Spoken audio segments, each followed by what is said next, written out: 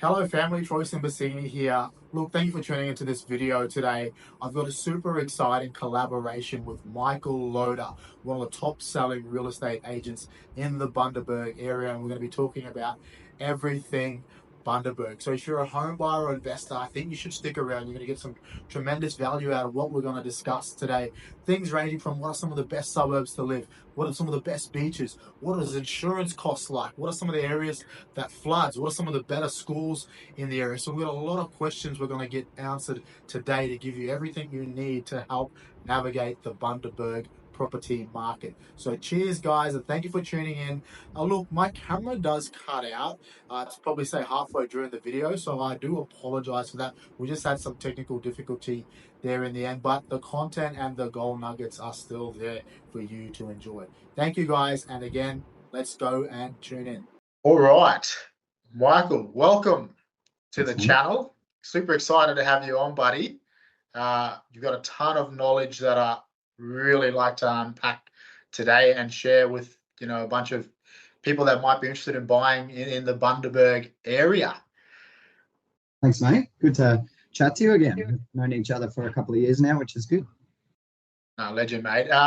So, Michael, can you tell me a bit about yourself and how long you've been in the area of Bundy and how long you've been doing real estate for? Yeah, sure. It's coming up 18 and a half years in sales here. So started when I was fresh out of university. I actually came up here from Melbourne after getting my degree. Came up for a holiday in April. It was 31 degrees. The fishing weather was awesome and never went home. Wow, 18 years ago. Yeah. And how old would you have been back then? 21, just fresh out of uni, mate. So I did a Bachelor of Commerce, majored in marketing at Monash. Well, there you go. And what was the appeal, man, when you came up and sort of never left? Style. My parents actually retired here. So they drove from, this gives you a really good indication on how good our area is. They drove from Brisbane, where they were, where we grew up as children, all the way to Cairns and back down the coast. And they chose Bargara and Bundaberg to live. Oh, there you go. And when you moved up, did you jump straight into real estate after your degrees, or did you do a bunch of other things in the area? Or yeah, had another job for about 12 months with the biggest communications company in Queensland and Australia at the time, and sort of just fell into real estate. I met a really good mentor of mine who still owns an office here, and he sort of said, jump into real estate, you'd be awesome at it. I thought, yeah, let's give it a crack. And yeah, now here we are 18 and a half years later, and lucky enough to help, I think, just over 1,100 sales, which is awesome. Wow. So Lotus Group's been established. What year was it established? I started with a major franchise. So I started with the gentleman I just talked to you about. He's still a really good friend of mine. Yeah. And then obviously worked for the major franchise for some time, and then was kicking some goals, and I thought, let's do it my way. And obviously people in this town and in any town particular, I think gone are the days of big franchise groups having a major advantage. People list with people. I wanted to put my own spin on the company and my own name to the company. So yeah, goodbye franchise. Hello Lotus property. Oh, there you go. And tell me a bit about Bundy. So what's it like to live there as a place, and how would you best describe it? So Bundaberg there would be 25 suburbs within 10 minutes. So 4670 is our postcode, and there's quite a few different areas here. It includes all the coastal suburbs like Bargara, which is a really big buzzword at the moment, Elliott Heads, Coral Cove, all those coastal suburbs, which are, like, I'm in the middle of town here. My kids, 2 minutes to school, 8 minutes to the beach. So it encompasses some really affordable areas close to the CBD. And then obviously the further you get to the beach and the water, prices tend to go up and the areas kind of improve, I guess you would say. But we've got such a diversity within one postcode, which I know is really unique. Yourself, when you look in here, when we've had chats about properties, you can have a place called Ashfield where the median price is 700. And then the next suburb over might be Kepnock, where the median price is 450. So everything very close, but little different areas within our suburb. So Everything is close by, no matter whether you like the fresh water. It's 10 minutes to the river, 8 minutes to the beach, 2 minutes to ride your motorbike if you want to go down to the, like, everything is so close. And that's, I guess, one thing I love about living here is the lifestyle.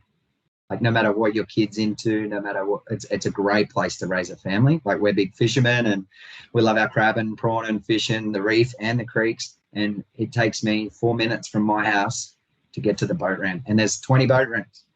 So the lifestyle's a big, like me and my boy last week, we had the crab pots checked and a feed before he went to school. Mate, you're living the dream by the sounds of it. Yeah, the weather helps. The weather helps, mate. You know, you're in a similar climate to us. Yeah. I guess that's one of the appeals. That's why I moved here. That's why I stayed here. 31 degrees in the middle of April, right? But I think that's what a lot of people and a lot of the people moving to our area, I guess that's a major draw card for us. Like, in winter here, 26 degrees, not a cloud in the sky. You can have the beach to yourself. And tell us a bit about those beaches. What would you say are some of the best beaches in the area? The best beach for me, the most popular would be Bundaberg Beach, because it's got all your cafes. It's got a beautiful golf. The golf course is really good there.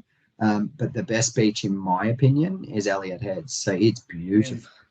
Absolutely. I think we've spoken about this before. It's pristine. There's a lot of new development happening out there. It's just that midge further from town than Bundaberg Beach. So maybe 14 minutes to Elliott Heads, which is nothing, right? Sydney peak hour, you move 2 cars in that. So it's beautiful out there. Our kids, we've got younger kids. It's beautiful, mate. It's got a beautiful river mouth. It's got heaps of places to fish. Yeah, so it's awesome. So that would be my pick of the beaches. But in saying that, there's also Burnet Heads, beautiful.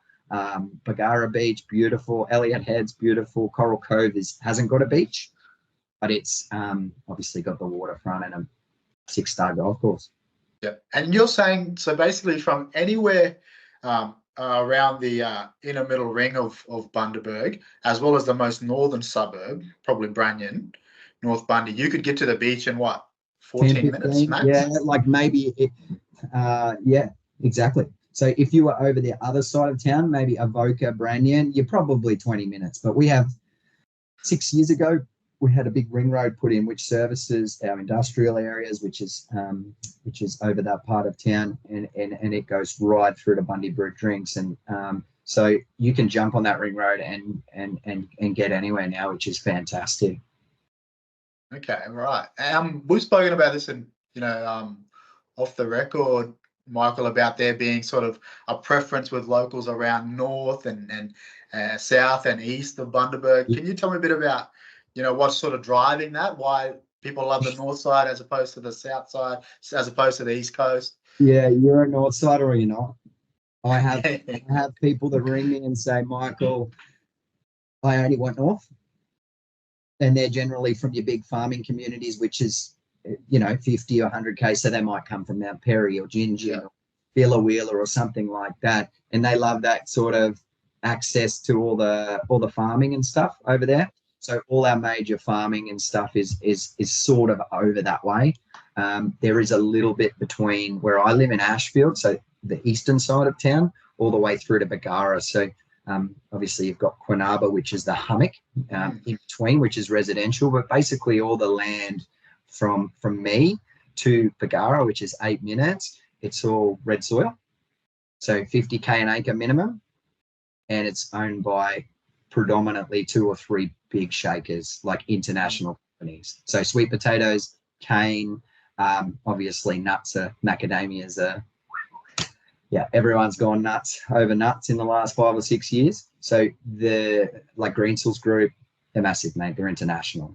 And obviously there's some 3rd, 4th generation Bundaberg families which own the farming land out there, and it's red soil. So volcanic red soil, you cut your finger off, you could grow another finger in there. So that's how good the soil is. Yeah.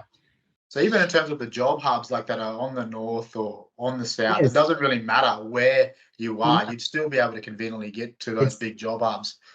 100%, mate. It's like, even if you're in Avoca and it takes you 20 minutes to get to work in Bargara, or the other way around. Yeah. If you live in Bargara Beach and you're working in the CBD, like peak hour school time, 15 minutes to your job maximum. Wow. Yeah. Like you said, if you're in Sydney, you move 2 or 3 cars in that time Yeah, frame. and no waiting for car parks, no paying for car spots. That's 15 minutes from when you leave your front door to when you walk in your office and put your lunch in the fridge. So you can't get much better than that. That's the furthest you'll travel. Wow. Yeah. Yeah. Look, you can certainly see the appeal and why that would certainly have an appeal to a lot of people, that are moving into the area from interstate, having that sort of lifestyle at your doorstep. In And terms of I'll stop you there just for a minute. It's not just interstate. We have noticed the Sunshine Coast, which is obviously 2.5 hours south of us. A lot of them are moving out because that's got too busy down there. So after COVID, all the people from Sydney and Melbourne, and they said, stuff this. We're not living in a cold place anymore. If we're going to be locked up, let's be locked up somewhere good, right? And they've moved to Sunny Coast, which has therefore made places like Mooloolaba and Caloundra so busy that no longer appeals to those Sunshine Coast residents. So they're all coming here.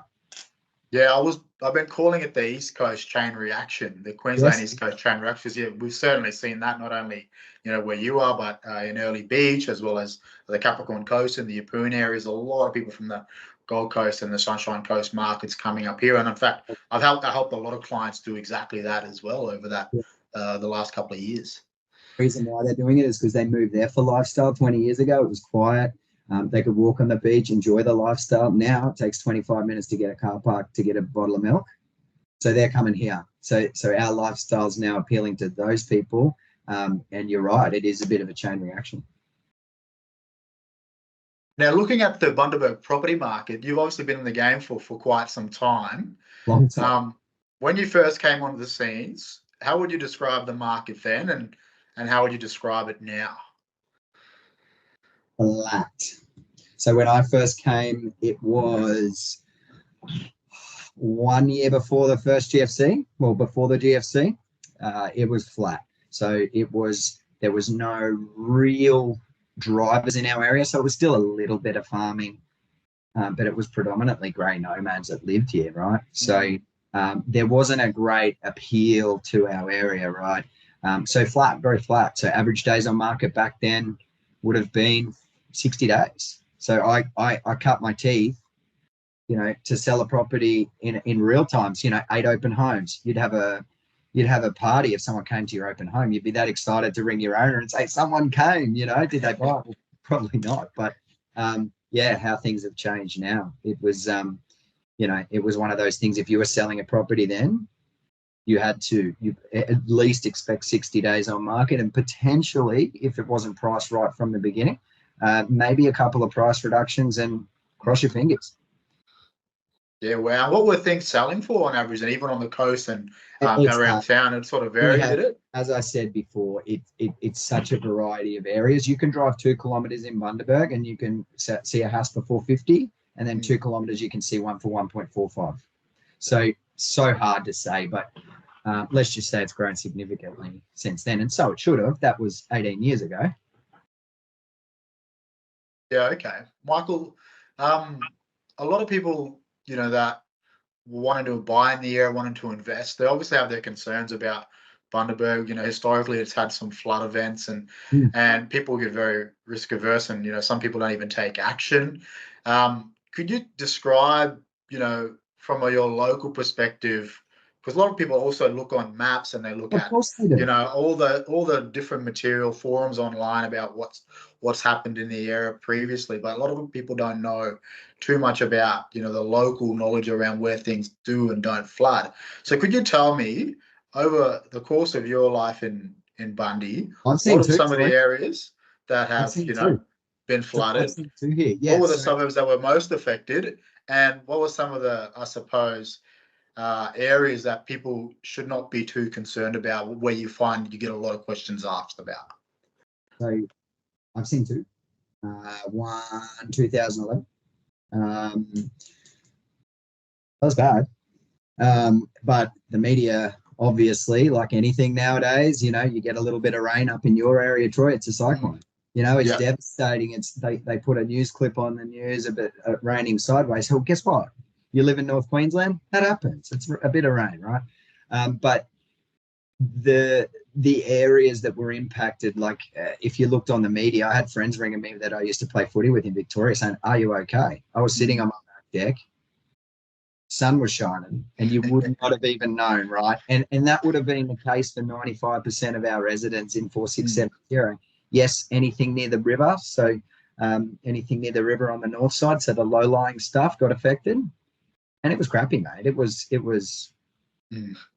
I know during that time, obviously, work stopped for a couple of weeks, and I know during that time, us and the other members of our football club, we went over to one of the retirement homes, and we were basically cleaning up mattresses, and it was really sad because those old people who lived there, possibly widows that had their whole little unit shaken around and everything they own basically, but that would have been less than 1% of our area. So a little bit of North Bundaberg, yes, the low-lying stuff near the river, and the same of East and South Bundaberg. So our river runs basically in a big snake shape through all those areas. Anything low-lying near the river was affected. Anything else than that, you would not have known anything was on. Yeah. Would that include Millbank and Avoca as well, or no? It was. So Millbank, okay, the river bends around there, so there was a slight section, but it's really low, flat land there. So that was also less than 0.5%. Yeah. So I would not be concerned with buying anywhere in Millbank and Avoca. Yeah. Yeah. So the two areas I would obviously check out substantially, the three would be north, south, east, and the river bends along that area. And a really great tool, Troy, for you, and I know you know it, but for any of your clients looking or anyone looking, is Bundaberg Regional Council interactive mapping. You can type in the address for any address in our suburb. You can click infrastructure. You can click flood mapping. You can find out everything about that property with the click of a button. So I'd certainly encourage that. No, absolutely. Yeah, you hit the nail on the head. That should be a part of everyone's, due diligence toolkit for sure. Definitely use those resources, and they're very up to date as well, I find. Me as an agent, I provide them to all the clients. Yeah. That's good, mate. That's good. Yeah. And look, I think this is a good segue into, trying to understand, like, if you are buying in the area, whether you're a home buyer or investor, you're obviously going to have some holding costs associated with your property, including insurances. I can imagine, the average cost of insurance will be substantially higher in some of these other areas that don't have the best track record. Could you sort of speak to, what is the average sort of holding cost for insurances in those more flood affected areas, and then in the less the areas that weren't affected at all? So anything, as you know yourself, with your properties, and everything's gone up in the last few years, right? We've had a couple of things that happen with insurance companies. They have one or two disasters, like a flood up north or a cyclone. Unfortunately, all Queenslanders pay for it. I guess that's the price. That's the price for paradise, I call it. No, but right. My property here is minimal, $1,650 a year, and that would be an $800,000 property, the one I live in. So that's not a lot. Whereas if you go to maybe a flood affected area, that would double, if not a little bit more. So I'd probably, if that property or area was impacted, so north, south, east, you would probably be looking at somewhere around the $4,000. You talked a little bit about some of the big farming families and the big sort of products that get produced there, like the nuts and your sweet potatoes. Could you speak to a little bit about the Bundaberg economy? How would you best describe the Bundaberg economy? It's changed, Troy. Like certainly in my last 18 years, it's gone from predominantly farming to tourism. We've got the Big Cat Realty here, which is a major charter boat that goes up to the Swains Reef taking people fishing. You can't book a trip on them. We've got the Lady Musgrave experience, so less than 2 hours you're at Lady Musgrave. We're at the southern end of the Barrier Reef here, Troy, so it is paradise. I myself fish there. We've got a boat that we fish there, but so it's changed from just farming and a little bit of maybe industrial to farming, tourism. Health is a big one. We've obviously, you've heard the news about our $1.2 billion hospital. My wife's a nurse as well, so she's really looking forward to people having beds here. As our population grows, the health system hasn't caught up, so that's going to be a massive driver. There'll be obviously lots of new jobs with the new hospital. So again, bringing quality people to our area. So it really is mixed now. And just on that new hospital, there's obviously a lot of spend going into the area as well. So that's propping up the economy, a $1.2 billion hospital. What else is happening in terms of infrastructure that you know of? There has been, in the last 2-3 years, there has been some significant spending here. We've got the new aquatic centre, which is I'm not a swimmer, but it's a FINA grade. So that is nearing completion. I believe there's a couple of months left there. So it will hold. It is capable of holding, state titles and Commonwealth Games type events. Obviously, the hospital, the major industrial hub out near the airport. We've seen significant big business move into our area over the last 5 years, like a massive Bunnings, a massive Total Tools. All of those big names are out there. A new Aldi, we've got about 5 Aldis, a new Coles Kensington. So that's all happening. And obviously the major one, Troya's Bonza, come to town about 9 months ago. So now Victorians can fly direct to Bundaberg twice a week and direct. My mum flew last weekend, so to see some family. So I think she booked ahead and got it on $59 one way to Melbourne. How good's that? Well, that's certainly going to prop up the tourist economy. Yeah, absolutely. And not just tourists, Troy, people like my mum, who's a Victorian at heart, family can come visit, Yeah, that's great. Yeah, so it's not a 3.5 hour drive to Brizzy and jump on a flight. So a lot has happened and a lot of major infrastructure has come. Obviously, your farming, we have 3 of probably Australia's, if not the world's top farming families here. Anything from sugarcane. You've got pretty much every major nut grower is here. Avocados, which is huge. Of course, farming cyclical, depending on the prices. And then, of course, Bundy brewed drinks, which I think you would struggle to meet anyone who hasn't tried a ginger beer or a Bundaberg rum. So both of them are here. Both of them are international, massive companies. They're based here. They're run here. They employ locals. Bundaberg brewed drinks. So they've just built a new massive distribution and factory out near the new hospital site and near the airport. It is amazing. Wow. So basically what I'm hearing then from an investment point of view, an infrastructure point of view, is there's one-off projects that are become really good public utility, but then there is, these big investments by big corporations that are obviously going to be based there and putting their money in the area and going to be based there for a long period of time. So that creates not only one-off jobs, but long-term jobs as well. 100%. And down near the port, Troy, you'll notice 10 years ago, there was nothing there. Now there's now plasterboard. There's a variety of businesses using our port. So yeah, the area's really gone ahead, and there's been some big bucks spent here. Obviously, I think we've discussed the new port marina, so they're upgrading that. Yeah. There's luxury $1 million apartments down there. We are the most, me being a fisherman, we would be the most underdeveloped port on the eastern seaboard, I believe, in terms of your major super yachts coming in and things like that. So that port development is really going to drive. They want the big super yachts here. They want the big expensive boats landing here for a couple of months, like they do in the Whitsundays, like they do in the in Yeppoon, and spending money. Yeah. No, there you go, Michael. I want to take a bit of a deep dive now, like get down at a local level. Like obviously, when people move into the area, and even investors, a lot of them want to have their properties close to good public amenity, but also good schools, right? So if we have a look at the Bundaberg landscape, what were some of the, I suppose, wholesale names in the area in terms of schools that are more popular where people want to send their children or be clustered around? So again, Troy, the benefit of our area is literally from my house, within 5 kilometres, I have the choice of 10 schools. So whether I can afford a private school, my kids go to private school, which is 2 k's down the road. There's St. Pat's, St. Luke's, Bundaberg Christian College. That's just a few around me here. Obviously, then you go to high school, which St. Luke's is a prep to 12. So Shalom College, which is just down the road, that's just a high school. And there's some great state schools here, like Wangara, Kalki, Bundaberg High School. Everything is 5 minutes.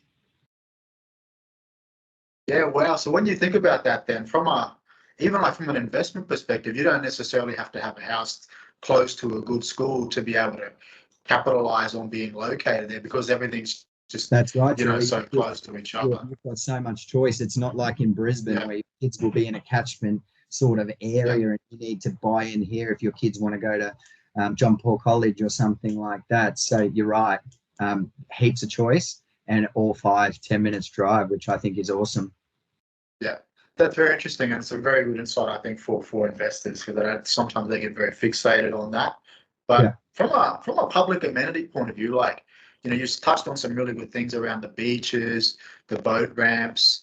From a public amenity point of view, what are some of the things that are really driving lifestyle in the area, in addition to, let's say, the beaches and the I think we spoke about the new aquatic fishing. centre. Yeah, we spoke about the new aquatic centre. I think that'll be fantastic for the area. Also, council has really stepped it up here in the last 5 years. You there, Troy? Yeah. Looks like I've lost you on my end, but council has really stepped it up and really improved some facilities. So council has stepped it up and improved the variety of facilities in our area. I guess the Elliott Heads, we spoke about that a little bit before. That's just had a major redevelopment, an awesome new skate park for the kids, like a beginner skate park. Also, like some walking paths down the coast. So there's a turtle trail that basically runs from Coral Cove all the way through to Monrepos, our turtle rookery. So if you haven't heard about Monrepos, I'm sure you've heard it on the news. It's a major conservation site down there, so it's actually a protected sort of area. They do night tours. You can go down and watch the turtles lay, watch the turtles hatch, learn a little bit about why they keep coming back to this in particular beach. Big tourism driver as well, that conservation centre. Yeah, massive. It is. It's booked out basically. You've got to book months in advance just to get a gig. Yeah. So even with those lifestyle amenities, like, it sounds like everything's, within a 10-15 minute radius. Exactly. In the area. Yeah. But from a family point of view, like, what would you say would be the most sort of popular areas or suburbs where families kind of want to be based in the area? Obviously, every family is different, but I can imagine, you'd see a good cross section of different families wanting to be in certain locations in Bundaberg, or just decide to be based there based on maybe location, or based on the demographic that's there, or based on the stock quality. Where are you seeing families wanting to be based in Bundy? I guess it depends on their budget. So budget's a big thing. Like, but predominantly Ashfield, where I live, is awesome. We have a mixture of grey nomads and young families like myself. Obviously, Bagara and the coastal suburbs are super popular, especially some of the older areas down there with the bigger blocks. 1,000 square meters, walking distance to the beach are really, really popular. Some of the new estates down there have been really popular as well. And places like Kepnock, Kalki, Avoca, and Spencer Heights are also really popular just because of their location and, as you said before, access to schools. Yeah. Okay. And you touched on a really good point there, like Kepnock, a neighbouring suburb to Kalki, the best part of what, $150,000 to $200,000 cheaper in terms of median house price. Is that causing gentrification in the area? Are you seeing gentrification happen on the ground in Bundy at the moment? Or? A little bit. Since rents, obviously, you'd be aware, Troy, yes, our market is in the period of a growth cycle. So we have already seen some growth. And someone said to me the other day, oh, it might have grown too much already. I said, are you guys kidding?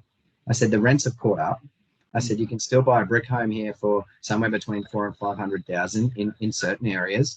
And you can still get a 5 to 6% yield. Sometimes if you spend a little bit more, you can get 6.5% yield. I said, there's no slowing it down.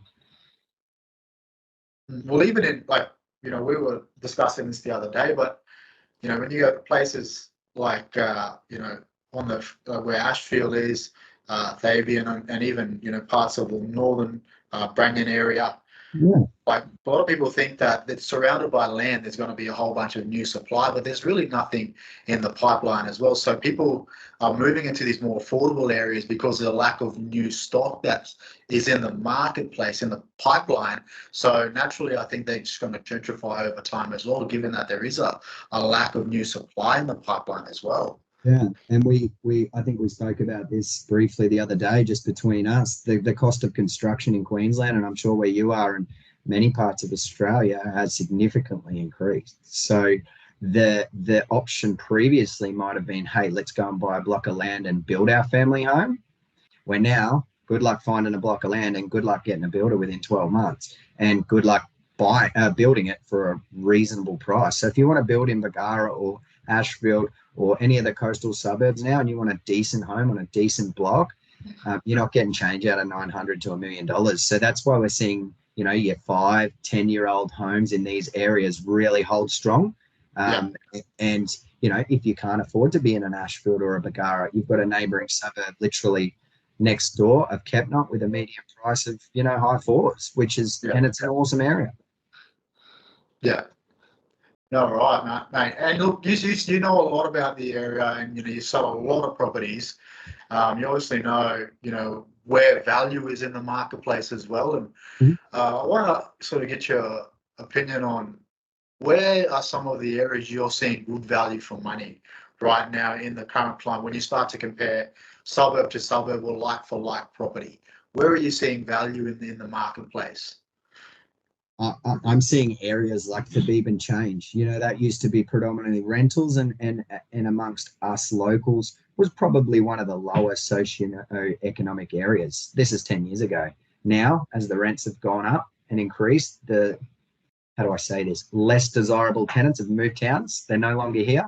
And those areas are being bought by, families like me. They're mowing the lawns. They're, keeping the place really nice. They're undertaking renovations. They're putting money into the home. And those areas are changing significantly. So I definitely say that area. I don't think you can go wrong with the Kepnot, Kalki area. Brick homes, somewhere between $450 and $550. Modern, sort of anywhere from brand new, some in Kepnock, to 20, 25 years old brick properties that have been well kept in good areas, somewhere between sort of mid to high fours to 550, returning 5.5%. So those sort of areas, I definitely think are ones to consider. Obviously, if you go to the coast, add another 100 grand basically, but the growth prospects there, being close to the water, potentially it might grow a little bit more, who knows. And areas like Svensson Heights have been super popular. So that would be an older area, but what you get in Svensson Heights is some renovated homes. Svensson Heights has certain streets where people have lived there for 50 or 60 years and the property hasn't changed hands. So when people ask me, Michael, what's the area like in Svensson Heights when I'm selling a property and an owner's been there for 60 years, I say, well, what do you think? She's been here for 60 years by herself for the last 10 years. It's great. So Svensson Heights is a great opportunity, slightly lower price point and a bit more land space. So you can obviously look at your dual occupancy sites, and many of the blocks we see there are 1,000 square meters still, which I know doesn't happen in many capital cities. Oh, there you go, guys. If you're an investor, that's where I'd be looking at parking my money. I'm just on to some of the lower socioeconomic areas, Mike. You touched on Fabian being one of them historically, but you're seeing in sort of a gentrification, a change in demographic there. Obviously, the more as the rents have increased over time, that that change in demographic naturally happens as the cost of renting or buying in the area increases. Just historically, what were some of the lower socioeconomic areas previously, and how have they changed? And fast forward right now, what would you class as some of the lower socioeconomic areas? Because I know Moore Park Beach, historically even was a huge lower socioeconomic area, but now it's it's paradise. Yeah, I mean, as we just spoke about Thebeban, historically, a lot of locals sort of it had a bit of bad stigma. I personally never had any problems out there or any problems with properties we were selling, and same as Moore Park. And as I said before, the best thing that has ever happened to our area, Troy, is those rents have increased significantly. So, which brings with it a new breed of tenants. You both got to be working full time and have good jobs generally to afford, $500 or $600 a week rent, right? So that automatically brings the areas up. And those investors that probably got in 10 or 15 years ago that might have retired, or their super funds ready to collect, those ones have been selling, and the people that have bought it and moved into the property are living there. So they're watering the grass. They've got the awesome shed. They're taking care of the properties, and the areas have all come up. So those two would be Moore Park and Tabeben would definitely be, and they're two of the most highly sought after properties areas at the moment. I had one in Moore Park last week. I got 6 offers sold at 65k above asking, and I had one in Tabeben on the weekend. I had 4 offers and sold at 25k above asking. Wow. Yeah, so well, there you go. That wouldn't have happened 10 years ago in that area, but it does come down to price point, Troy. So those areas are still, you can buy a 4-bedroom brick home on a 1/4 acre block, walking distance to the sand in Moore Park for $500,000. Yeah, beat that. Big land as well. Big land. Big land. So opportunity to either have a shed for your family and a pool and room for your children to enjoy, or look down the track to obviously cut it up, or look at the granny flat situation. So, I don't think, find me somewhere, Troy, that in Queensland or along the eastern seaboard that you can buy a 4-bedroom brick home built within the last 12 years on 1,500 square meters, walk to the sand for $500,000. And the demographic that would have traditionally lived in those suburbs, where have you seen them sort of move on to? Are they going into like high density living, like apartments and townhouses where it's more affordable? Are they going west to Childers and places like that? They've gone to Maryborough and Gladstone. Yeah. The rent's affordable and there's more supply. So just touching on that, Troy, there is no rental supply here. So our vacancy rate is 0.04%. Crazy. It's as tight as it comes. It is tight as a fish's proverbial, and so's the sale, Troy. Mate, there is no supply of anything, which means that for me as an agent and a property, I've got multiple properties in our area. So in a few of those suburbs we just spoke about, Bargara, Kepnock, I've got a few in Kepnock, I've got a few in Ashfield. So if you read between the lines there, but going back to what we just said, there's no supply. So, as you're more of a stats man than me. No supply for rentals. Rental yields are good, 5-6%. You can get over that if you really look hard. Opportunity to enter the market at a price point sub 500. No sales supply. No, that to me is telling me the area is just ripe for growth. Yeah, I want to come back to that, but let's put a pin in that. But I wanted to go back. So we're talking about the lower socioeconomic areas. But now, contrary to that, wherever, like a lot of people find it hard maybe picking where might be some of the upmarket areas are. Obviously, the coastline, very desirable. A lot of, $1 million plus sales there.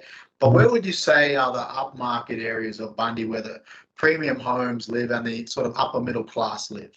Yeah, so when you say Bundy, I'm going to call it 4670. You need to change your lingo, mate. Okay, all right. 4670, because that encompasses 30 of our, but Bundaberg in particular, I would say with the highest sale prices and the most higher end suburbs generally come from places like Ashfield. So our estate here, sort of entry level, 700,000-800,000.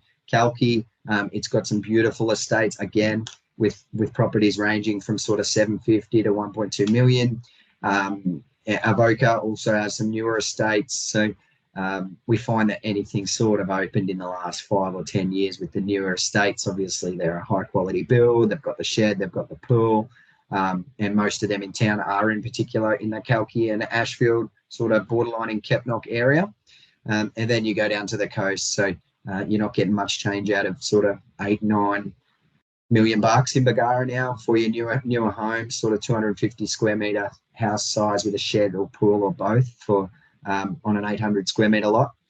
Burnet Heads, obviously, there's quite a few sales down there, $1 million plus, same as Coral Cove and Bargara, obviously seeing a lot of sales between that sort of 800 and $1.3 million mark. Yeah, what I really like though, even though like, many would consider that the upper market of Bundaberg, when you start to even compare that to where a lot of the people are migrating from, like the Gold Coast and the Sunshine Coast Cheap, markets, it's cheap as chips. Cheap. Troy, I'll tell you something. I sold a property 1.27 or 1.37 million to some people last year. Great people, moved from Victoria. And I said, what sort of drew you to the area? He said, mate, have a look at this house. 400 square meters, pool, shed, 2,000 square meter block, right near the golf course, walking distance to the beach. He said, let me show you what I just sold for 1.45 million. And he showed me, and it was a 3-bedroom shack, sort of like a weatherboard place, really skinny frontage in Melbourne. And he said, and I said, you don't even need to talk. I know why you sold it, So they're getting serious bang for their buck up here, plus the lifestyle. Yeah, no, I really like that. And a lot of people say, oh, look, Bundaberg's grown so much over, the last 5 or 6 years. It's at its peak now. But that's one of the things that I always hold people to, is that when you still compare that to these other markets, it still has a lot of upside potential, a lot of wiggle room to move, and it's still very affordable and cheap when you start to compare it to these other areas where a lot of the buyers are coming from. It's only just begun here. If you ever have any clients, or if any clients are thinking, oh, it's grown 100 grand, 150 grand since COVID. Yeah, it has, but so's the rent. The supply is even less than it was pre-COVID. So there's 67% less homes, Troy, on the market now than 2 years ago. So what's that telling you? Yeah, so you have this pent-up demand and then this really low level of supply. There's a major imbalance there between supply and demand. Whether you want to live, whether you want to build or invest, there's a serious issue regarding supply. And I know that's typically the case across a lot of Queensland suburbs. What has happened here that hasn't happened in other areas? The rents have moved with it. So the yields are still there.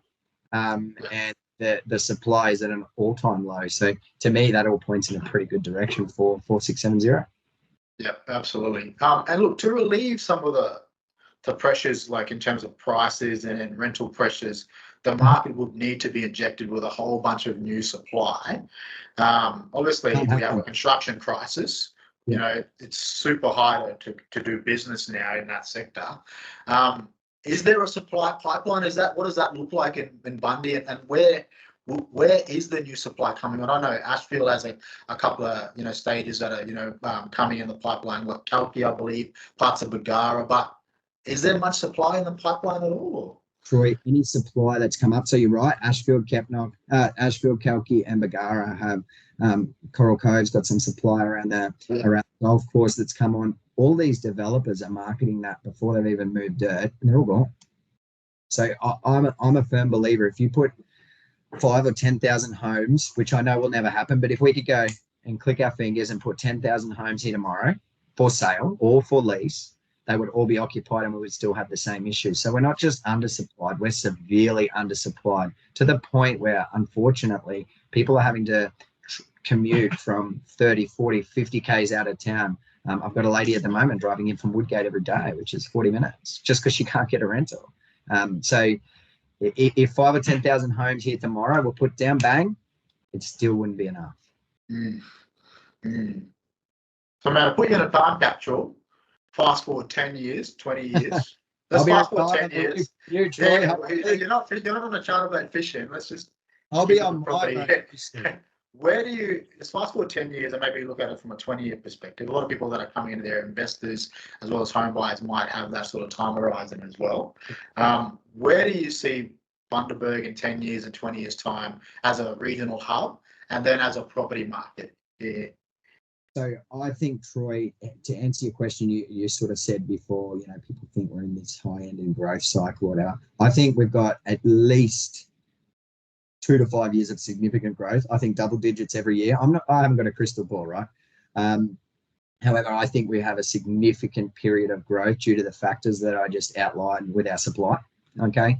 And due to just the influx of people wanting to live, invest, and occupy our region. So that ranges from coastal suburbs to Bundaberg and everything in between. So I think we're in for some really exciting times. The thing I would say to any of your investors or anyone considering investing in our area, Troy, is, I touched on it before, 5 to 6% yields, entry price between sort of 450 and 550K for a brick quality home that they're not going to have to spend any money on for 10 years. Vacancy rates 0.04%. All this infrastructure getting built makes sense to me, right? And within that time frame, let's say the next 10 to 15 years, what would be your let's say 3 hot picks from a suburb point of view that you think that they're going to move really well, that are going to outperform? That are going to outperform. Obviously, everything's going to move and going to increase, but what do you think is going to outperform? Troy, closer to the water, the better, in my view. You bought one office last year closer to the water there. That's already experienced significant growth since you purchased it. And I think the closer to the water, the better.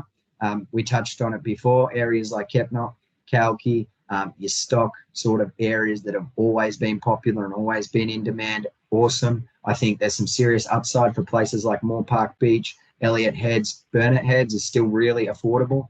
And I think one of the suburbs we spoke about before, if you're looking for something maybe 4 to 450 in the entry level, I think Spencer Heights and Norville still offers some fantastic value on bigger block sizes. I hope that answers your question. Yeah, no, it certainly does, Michael. And just sort of give me an example of how hot the market is now. Obviously, you're listing properties on a daily basis. What sort of the buyer inquiry like? What are the views you're getting per listing? How many phone calls you're getting? Does half of Sydney ring you every time you put a property up?